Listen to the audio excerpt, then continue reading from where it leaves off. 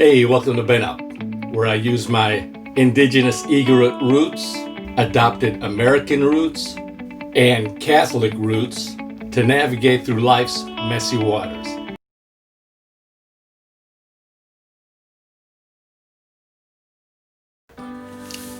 C.S. Lewis, a great Christian author, and like other Christian authors like J.R. Tolkien, who comes to mind, he wrote the Lord of the Rings. Like him, C.S. Lewis is able to use fiction to tell wonderful stories that have deep, profound Christian meaning to it. I love fiction, and I love how fiction can be used to tell powerful truths. Like that's why I wrote a historical fiction about my Igorot ancestry, because I was able to use fiction to talk about the truths about my ancestry, about my heritage. So C.S. Lewis' books on Narnia, the first one being The Lion, the Witch, and the Wardrobe, they made the big screen. They had The Lion, the Witch, and the Wardrobe. Can't get that right. Tongue twister. The Lion, the Witch, and the Wardrobe. All right. And then there's Prince Caspian. Now, the other day, I sat down to watch Prince Caspian. And you know what? When I was watching that, I couldn't help but think, whoa, how relevant is this movie to today?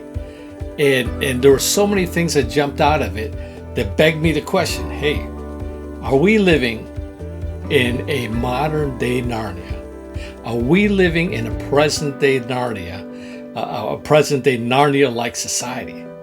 That's the question. And I'll let you answer that for yourself, but I was asking myself that, and I think we are, and this is why I think we are, because I've watched the movie, and there's certain scenes in there that just speaks out to the world that we're living in today. I'll break this up into several scenes, and I'll have you be the judge, and you answer this for yourself. But for me, I think we are living in present day Narnia, at least present day Narnia-like society. So let's jump into the first scene. Without further ado, the first scene, or it's a couple of scenes. These scenes I'll call an unrecognizable world.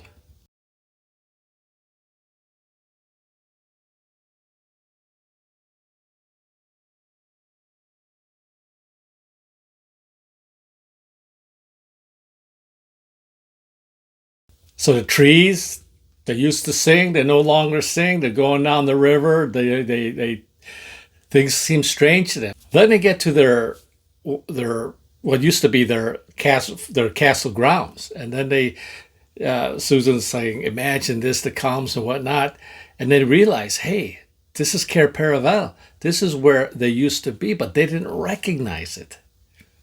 You know, it's like they came back from time, and they came back. They like time travel into the future, into Narnia, and they realized nothing was recognizable. Now, imagine this. So when I saw that, I was thinking, number one, I was thinking about like my Igorot ancestors. I was thinking of them, if they were to come back in today and land in today, and they were to look around, and they would be shocked. They wouldn't be able to recognize. First thing would be obvious would be, what's going on here? Throughout millennia, my ancestors knew only what we know as lalaki and baba'i, and that is male and female. All right, none of this in between or whatever else that's being pushed today. They would think, what is going on here? Man, they would be like so confused. And not only that, marriage too. You know, for millennia, they knew marriage according to the natural law. Much like my Catholic faith, they knew marriage, even as pagans, they knew marriage according to the natural law. And they would come here today and they would think, what is going on? They would not recognize it. And another thing I thought about is talking about, what I always talk about, my ancestry, my heritage, and now my faith. Talk about my faith. Imagine this. I was thinking, imagine if the great saints, the saints of the past, the great saints were to come today, and they were to look around at the Catholic Church. They were like, what is going on here? You know, imagine, imagine St. Pius the Tenth. Okay, imagine St. Pius the Tenth coming here, and he's the one. If you didn't know, okay, he's the one who's known for really warning us and encouraging people to fight what he calls the synthesis of all heresies, which is modernism. In fact, St. Pope Pius X, he had all the priests and prelates of his time swear an oath against modernism. Okay, swear an oath against modernism. Of course, that oath is totally ignored and is fallen by the wayside today. But imagine him and all the other saints, and what would they be looking at today? Number one, they would be so puzzled to see how so many people have strayed so far away from the deposit of faith, the one deposit of faith that Jesus Christ has deposited. That deposit of faith is the same deposit of faith that during Jesus' time and during our time. We cannot change it. No pope, no bishop can change it. That is always to remain the same. That's what makes us Catholic. But they would think, whoa, how is it so many people have strayed away from the deposit of faith? And then saints like Pope St. Pius X will think, oh my goodness, how is it the very thing I warned everybody about, modernism, has crept into the church, has infiltrated the church, and so much, it's all around us. They would be so puzzled. They would not recognize the Catholic Church. They would think, maybe that it's a Protestant sect or something, but they wouldn't do it. See, I'll tell you what, first thing they would see is the liturgy. They would not know that today's modern Mass, today's new Mass, or some people call it the Novus Ordo Mass, they would not think that is a Catholic Mass because it has been so watered down, cut into pieces, and just been butchered. They would not realize it. They would look at all the stuff that's going on these days. They would look at, imagine, they would see all the dancing. They would see all the sacrilege. They would see all the sacrilege going on that's being performed by not the faithful, the so-called Catholics. So many priests, so many bishops, so many, everybody at all levels. They would see the four sins that cry out to God for vengeance. Just rampant, just totally rampant in our society. And speaking of the four, they would also like, hey, whatever happened to the four last things? Death, judgment, heaven, and hell. They would be so shocked about the silencing of that these days. How very little of it is being talked about. And not only that, I think maybe you think they might be crying to see paganism being brought into St. Peter's Square, being brought into the Vatican, being embraced by bishops and, hey, even Pope Francis himself. You think they would be crying? I think so. But hey, I'm not a saint, but that's just my guess.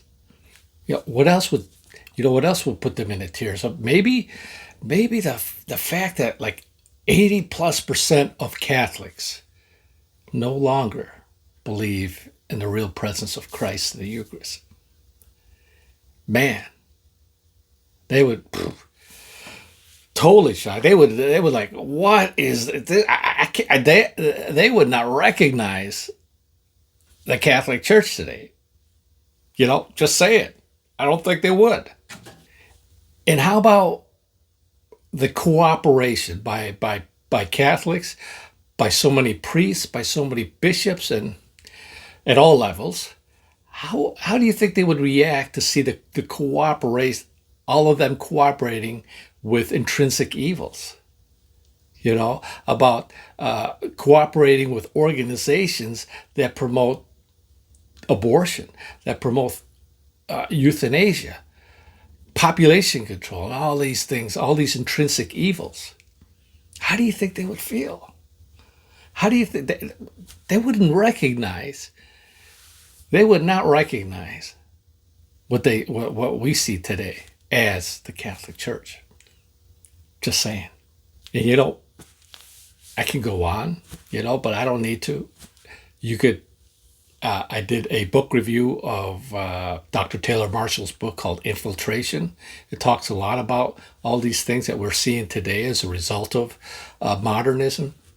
But everything from sexual scandals, from financial scandals, from everything, liturgical abuse, everything. You can read that or check out that episode I did on his book. But I no need to go further on that. But my point is, they would not recognize. They would not recognize the Catholic Church today, just like the kids in Narnia. They would not recognize it. But now, here's another scene, though. Another scene I call a more savage place than you remember seeing. A more savage place than you remember seeing.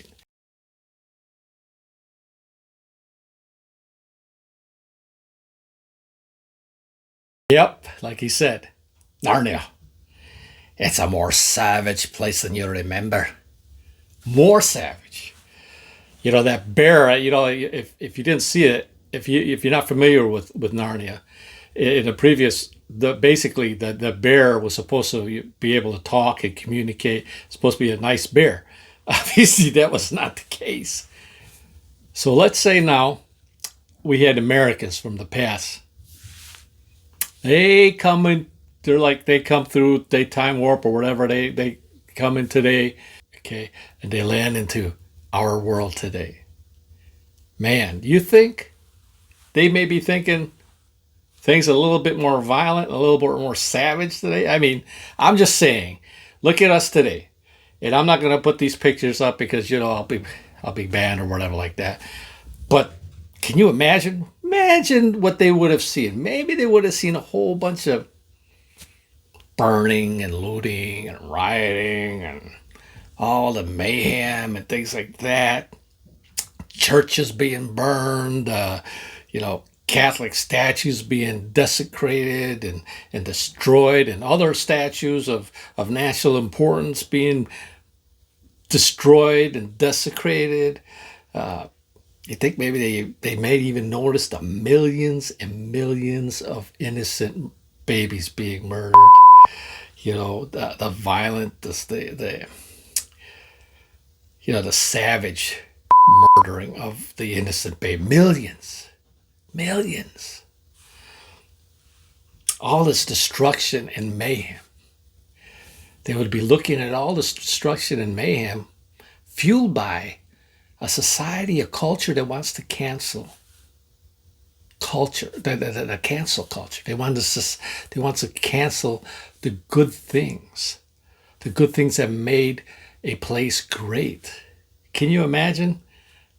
Imagine them coming. So I'm not saying that's happening. I'm telling you, imagine, okay? You figure it out. You come to your own conclusions. And here's the other scene. Here's another scene I want to point out. I'll call this scene United and Evil scene. Yep, United and Evil scene. Here you go. The king are about to be crowned. But it's just not a man. Imagine this guy representing the evil one, okay? Representing the evil one. But look, all these people. I pledge, we pledge, this person pledges, we pledge. Everybody pledging.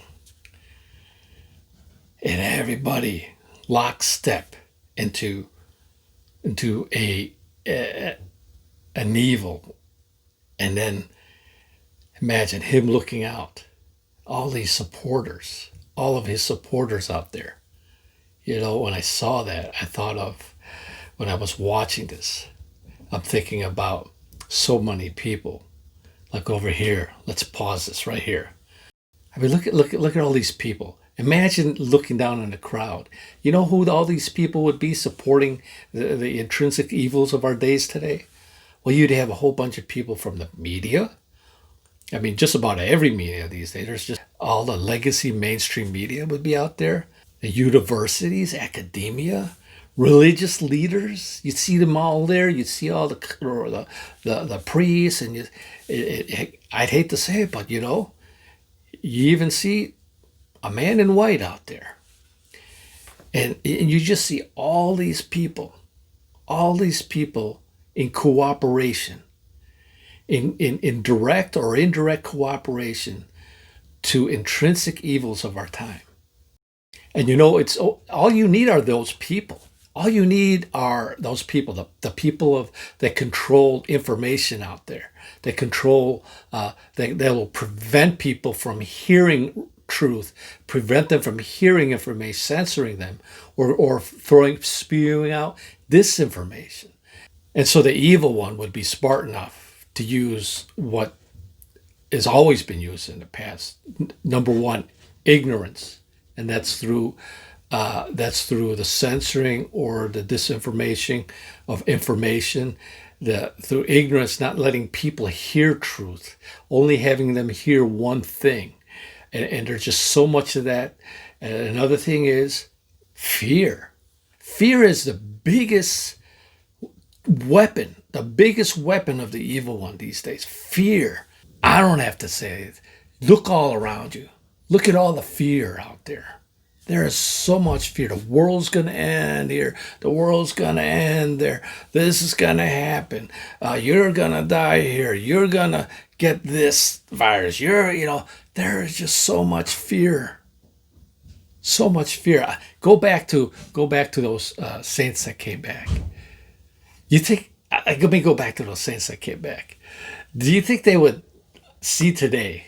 Let's take the saints that came back who went through the plague, the big plagues in the past. I'm talking plagues where people were dropping in the streets, literally just dropping. The more and then imagine what they would be thinking if they say, "Oh my goodness, look at what's going on these days," and it's not nearly as bad as when we experienced the plague, but why are all these churches closed? Why are they denying the sacraments to the faithful? We've never done that in the past. Never. And something that people have a 99+% or 90+% chance of surviving, people are being denied the sacraments. You think, fear. Fear. All right, here's a scene that's very relevant. I'll call this the respite scene. Respite means like to like a timeout, to take a break, to rest. The respite scene, or the stop fighting scene, or should I say stop counting scene? Get it? Stop counting. So I'll call this the respite counting scene. You see, because here, take a look at what happens when you have the good and the bad, the good versus the evil battling here, and the evil recognizes that he's being defeated, and he calls for respite, time out, stop fighting.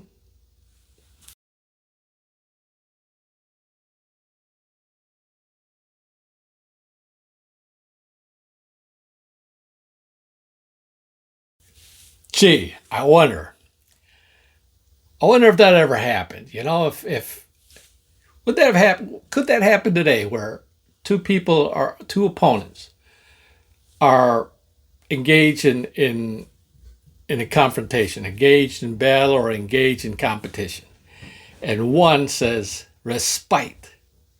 You think that's ever happened? I'm thinking maybe I heard somewhere that maybe there was this one event in where somebody, they had a respite. All of a sudden, during that respite, just like this guy did, the bad guy, evil forces, steps in to take advantage of it. In this case, the guy wanted to catch him with his back turned. Well, oh man, I think you know what I'm talking about.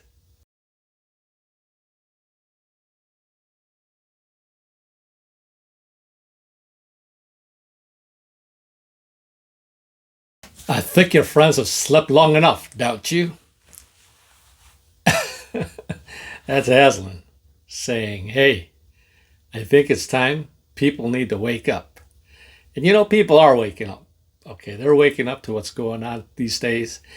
And but people need to wake up, and it's hard because a lot of people still don't know they're being fed the wrong information. There's still this control of information. There's still this control of truth that evil forces do not want people to even hear. Because once they hear about this, then they start entertaining the thought of maybe, wow, maybe there's a different story to what's going on these days. But evil forces are preventing even that because that's so dangerous. They know it's so dangerous for anybody. But like Aslan says, it's time that your friends wake up, that stop sleeping. And so that big roar, you know what that wakes up? He wakes up the trees. He wakes up the trees that were sleeping for all this time. He's waking up everybody to the truth. Now that the trees are being woken up and people are waking up, this conflict, this epic good and bad battle between good and evil takes place. And in that, when things look so bleak, because of Aslan and waking up the trees and people now joining forces with the good, there is aid to those few people, the minority who are fighting the good fight. And here you see the trees. And then later on, you see the water, or in this case, it's like a river god, taking on the enemy.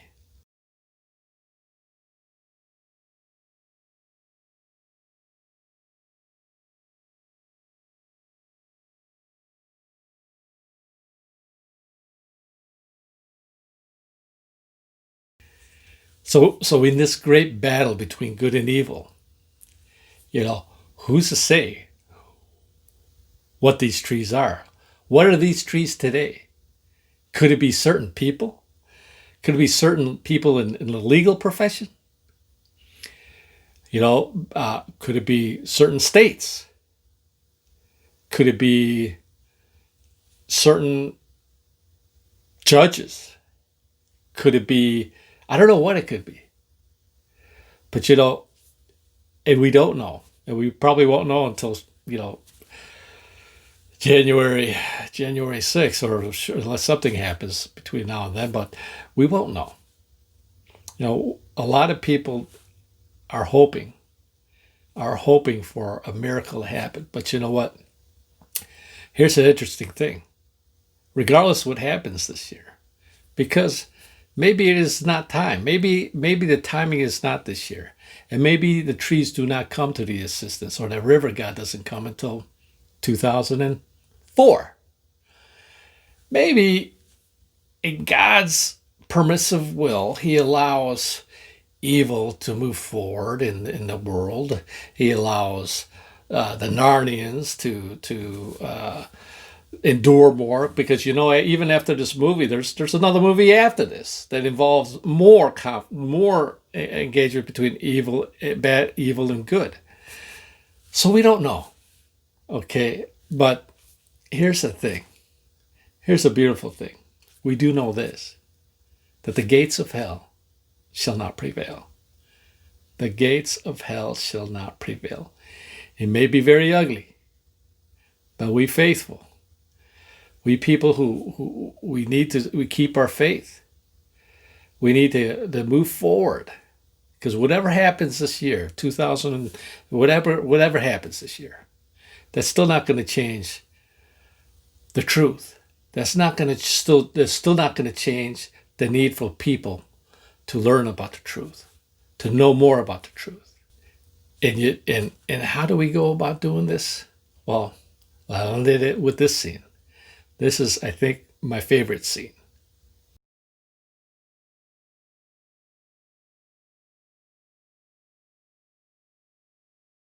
Yep. They're telling them about their ancestors. Your ancestors and these people, the Narnians, doesn't know their history. They've been disconnected from their roots. And they've been told, now they're being told about their ancestors. And then that door in the tree opens up for people who want to go and connect to their roots. And that's what this is what this channel is all about. This is what BenUp is about. This is what it means to BenUp. When I say connect to your roots, I mean connect to if you're Catholic, connect to your Catholic roots. Connect to God, to Jesus Christ. Connect to the Christian truth. Connect in other ways in your roots. For me, I can connect to my ethnic group, my indigenous Igorot group, because we Igorots, my ancestors, although flawed in many ways, especially in the ways of paganism, but we were rooted in a natural truth, in a natural law. And in that natural law, which is the base of my Catholic faith, it goes hand in hand. This is not syncretism. I totally reject all forms of paganism. But I can connect to my Igorot roots, and I can connect to my Catholic roots.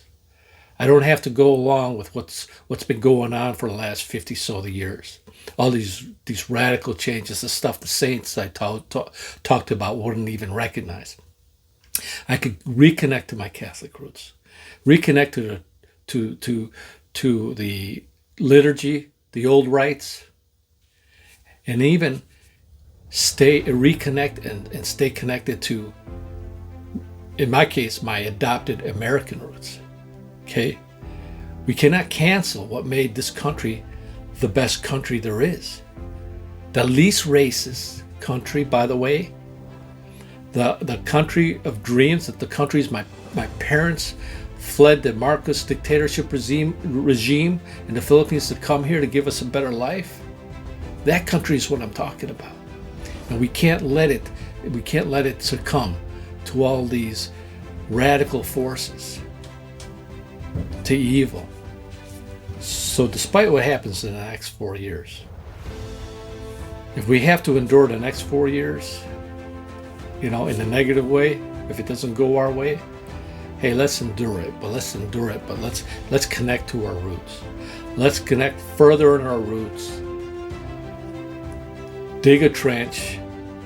Keep talking the talk and walking the walk.